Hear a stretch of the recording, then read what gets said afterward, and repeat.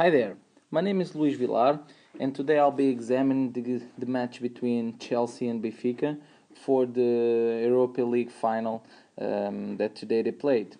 So when I examine the initial squads, we see that Chelsea played in a 4-3-3 with a defensive line with Cole and Azpilicueta in the sides. Then a triangle in the middle with David Luiz, Lampard and Mata. Then two wingers, Oscar on the left and Ramirez on the right, and Torres on the front. Benfica played in a 4-4-2 with Almeida and Melgarejo on the wings. Four midfielders with Salvio Gaetan on the wings and Enzo and Matic in the middle, and then Cardoso and Rodrigo on the front. So when we examine the equilibriums of system of play, we see that Benfica played with two strikers against Ivanovic and Cahill, and then Luizão and Garay played against Torres. On the wings, Cole and Salvio played on 1v1, Gaetan and Azpilicueta on 1v1, Ramirez with Melgarejo here, and Oscar with Almeida. And the interesting thing was to examine again how the central midfielders made a real equilibrium of the game. So Benfica played with two central midfielders while Chelsea played with three central midfielders. So on first stage of play of Chelsea, every time Petaché had the ball, Rodrigo enclosed on Cahill while Cardoso enclosed on Ivanovic. David Luiz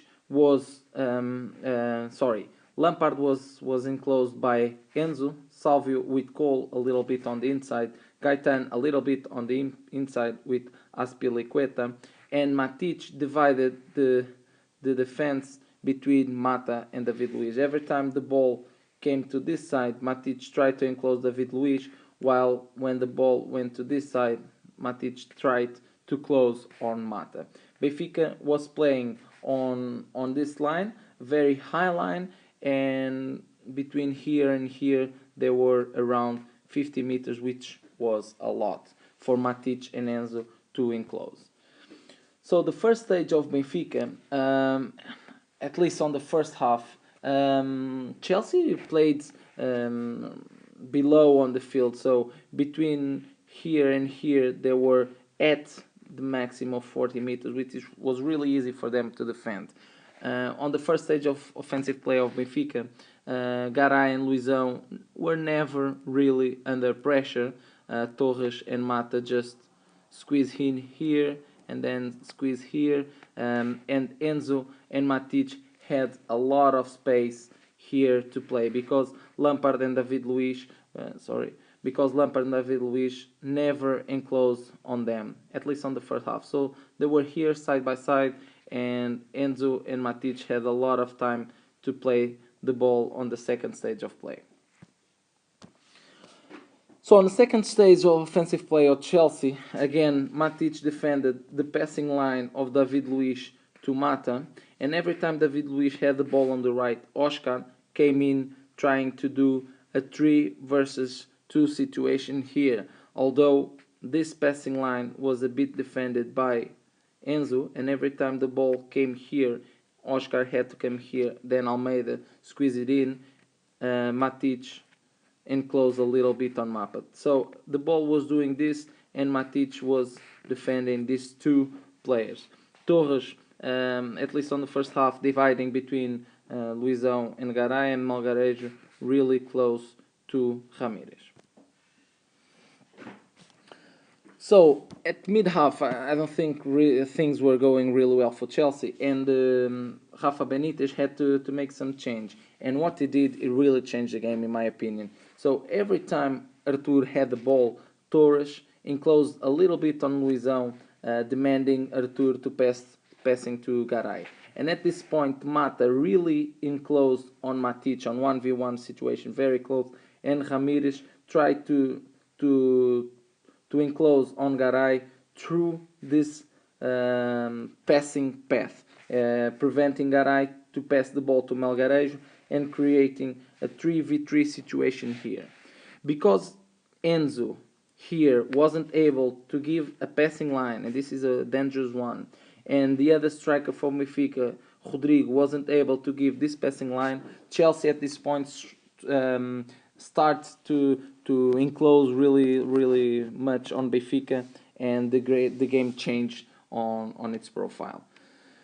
So at the minute 65, Benfica made two changes because they were losing 1-0, and Melgarejo came out, okay, and Gaetan went to the backward left, and Ola John came to the forward left, and then they changed Rodrigo by Lima, hoping probably that Lima came a little bit in close to these areas where Benfica wasn't playing. And with Gaetan, they were hoping to have more of the offense on this manner. Um, Benfica scored the goal, but I really don't think that things change a lot, and we're going to talk about this later. And at the minute 76, Garay was injured, and he had to come out, and was changed by Jardel. Jardel, it was a substitution that maintained the system of play of 4-2 and 4 or 2, depending on if you consider them Olajon and Salvio as midfielders or forward players. So to finalize my analysis, what were, in my point of view, the match key points?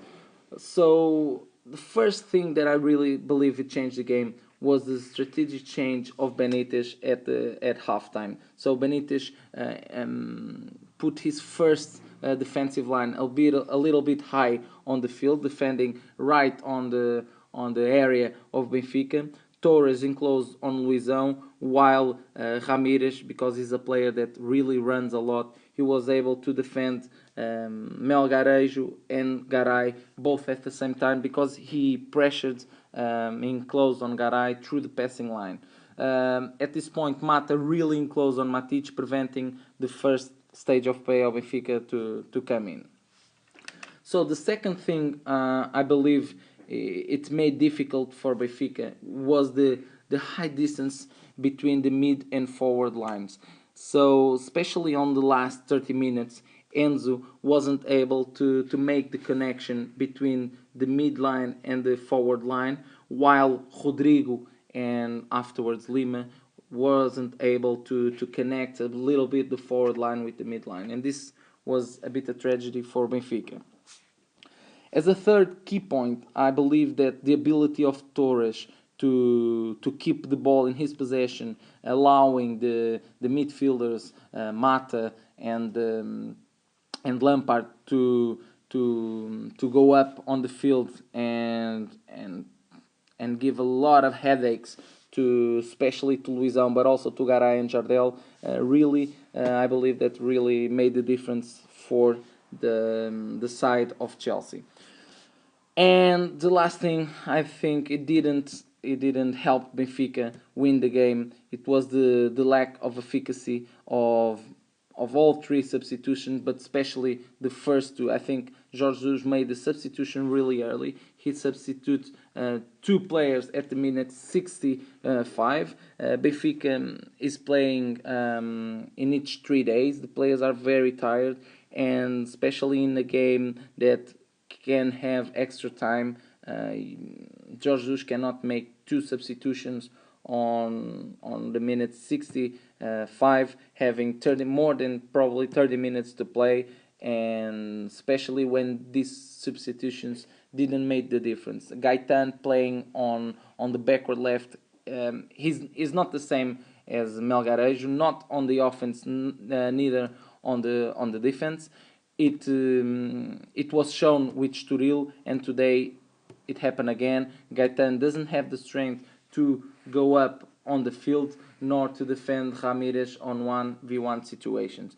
And I believe that these substitutions did not brought anything better to Benfica, and because of this, Benfica wasn't able to go up on the field. So these are the 4 key points that I believe in the match. I hope you enjoyed the analysis I made today of Benfica and Chelsea.